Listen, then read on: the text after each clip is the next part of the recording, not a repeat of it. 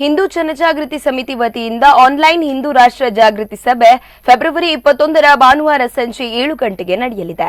ಈ ಸಮಿತಿಯು ಈಗಾಗಲೇ ದೇಶದಾದ್ಯಂತ 1896 ಸಭೆಗಳನ್ನು ಆಯೋಜಿಸಿದ್ದು, ಈ ಮೂಲಕ ದೇಶದಲ್ಲಿ ನಡೆಯುತ್ತಿರುವ ದೇಶ ವಿರೋಧಿ, ಹಿಂದೂ ವಿರೋಧಿ ಷಡ್ಯಂತ್ರ, ಲವ್ ಜಿಹಾದ್, ಮತಾಂತರ ಮುಂತಾದ ಸಮಸ್ಯೆಗಳ ಅರಿವು ಮೂಡಿಸುತ್ತಿದೆ.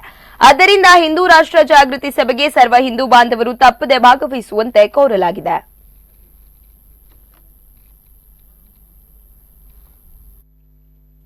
ನಮಸ್ಕಾರ.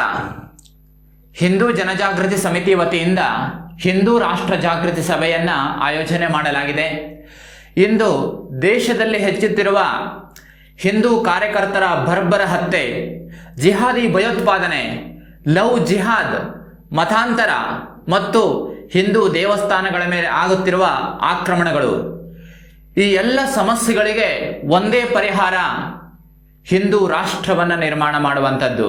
ಅದಕ್ಕಾಗಿ ಹಿಂದೂ ಜನಜಾಗೃತಿ ಸಮಿತಿ ವತಿಯಿಂದ ಫೆಬ್ರವರಿ 21 ಭಾನುವಾರ ಸಾಯಂಕಾಲ 7 ಗಂಟೆಗೆ ಹಿಂದೂ ರಾಷ್ಟ್ರ ಜಾಗೃತಿ ಸಭೆಯನ್ನು ಆಯೋಜನೆ ಮಾಡಲಾಗಿದೆ.